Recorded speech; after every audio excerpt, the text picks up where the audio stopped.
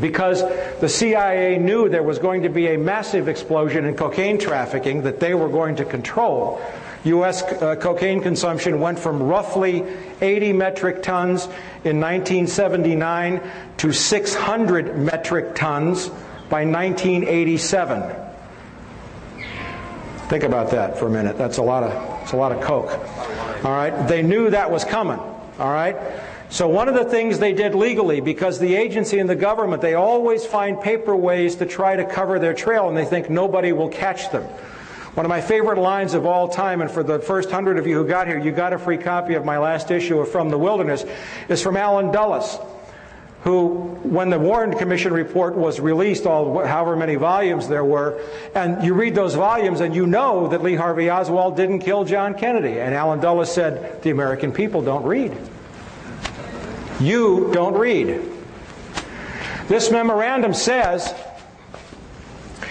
first of all, they took all the people who were not case officers and they decided to call them non-employees of the Central Intelligence Agency. There's a federal law stating that if a federal employee breaks a federal law, you have to report him. They were caught on the horns of a dilemma. So first they said, well, all these people are not employees, even though they get CIA paychecks. And then they said, in light of these provisions and in view of the fine cooperation the Drug Enforcement Administration has received from CIA, no formal requirement regarding the reporting of narcotics violations has been included in these procedures. That's black and white evidence of a conspiracy. The Attorney General of the United States just told the CIA director he no longer had to report it when anybody other than a case officer was dealing drugs. Let's look at something else about how cynical these people are. Now, I've been studying CIA and the drug trade for about 23 years, and this is one of my favorite documents of all time. Some 28 C-130 Hercules were smuggled by the CIA and the Pentagon through the U.S. Forest Service into private hands, supposedly for the purpose of fighting forest fires. The problem is that some of them turned up in Peru, in Mexico, in Panama, in Angola, in Iran, and Iraq, running covert missions for the CIA. One of these C-130s was caught in Mexico City. Aeropostal de Mexico had it, with $1 billion worth of cocaine on board. The Forest Service, having let these airplanes out, found itself in a kind of embarrassing position. So they had their lawyers work on it, and notice the last sentence. DOD is the Department of Defense. Apparently, DOD thinks that by having the Forest Service as the intermediary, if any future aircraft are used in drug smuggling, the Forest Service and not DOD will suffer the adverse publicity. They don't care about stopping it, they care about who's going to take the blame. It is possible to nail these people, but you have to know how to approach. The main reason why the CIA deals drugs is for one reason and one reason only. It's not to fund covert operations. The main reason is not to weed out the gene pool, although I will tell you, and I have proven that blacks have been deliberately targeted, but the CIA brings in more drugs than all the African Americans could use in this country. The main reason the CIA deals drugs is to support the U.S. economy. Let's take a look for a second. I don't know if you can read this in the back, but I'll call the names out. We're going to see something that's very unusual here.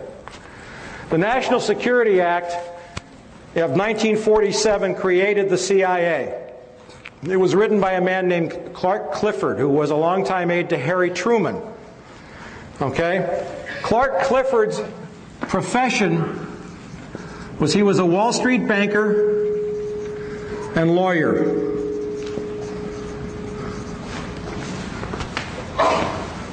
Clark Clifford is also the man who brought a bank called BCCI into the United States in the 1980s, a drug money laundering bank that was exposed for laundering drug money.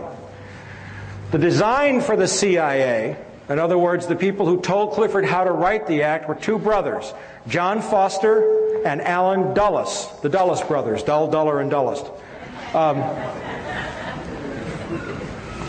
John Foster Dulles was Secretary of State to President Dwight Eisenhower. Allen Dulles was the DCI, not from 81 to 87. He was the DCI from, I think, roughly 1953 until about 61 in the Bay of Pigs when John F. Kennedy fired him. You know what their profession was? Wall Street lawyers at the law firm of Sullivan and Cromwell, which is today the most powerful law firm on Wall Street.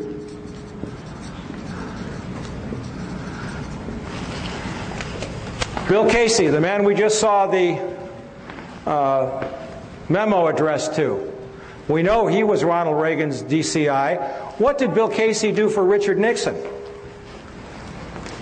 He was chairman of the Securities and Exchange Commission.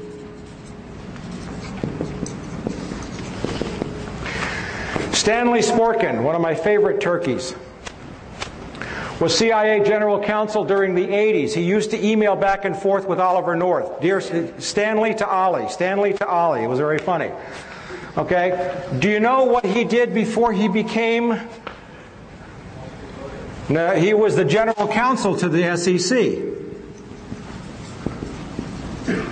Securities and Exchange Commission, charged with monitoring all securities transactions. David Daugherty, CIA General Counsel after Stanley Sporkin. You know what he does today? The Executive Vice President of the New York Stock Exchange for enforcement. Isn't that great?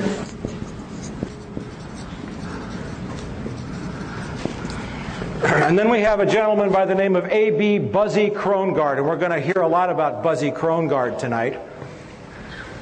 Buzzy Krongard is currently the CIA Executive Director. The top three positions are DCI, Director of Central Intelligence, DDI, Deputy Director of Intelligence, and Executive Director. Buzzy Krongard was, until 1998, the head of an investment bank called A.B. Brown. A.B. Brown is involved in insider trading connected to September the 11th. He's a Wall Street banker.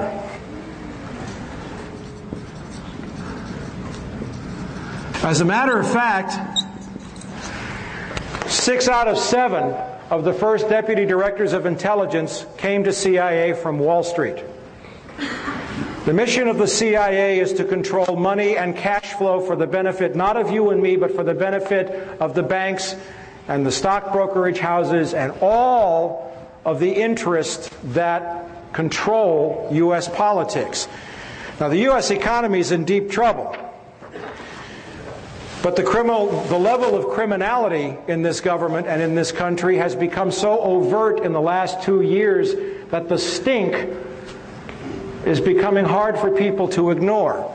This is a story from the Associated Press, June 27th, 1999. New York Stock Exchange chief, that's a guy by the name of Dick Grasso, hops on an airplane in New York City and flies to Bogota, Colombia, hops in an armor-plated limousine and drives up to the foothills in the mountains that are occupied by the FARC guerrillas, who occupy a third of Colombia. They tax the cocaine. Everybody in Colombia deals drugs.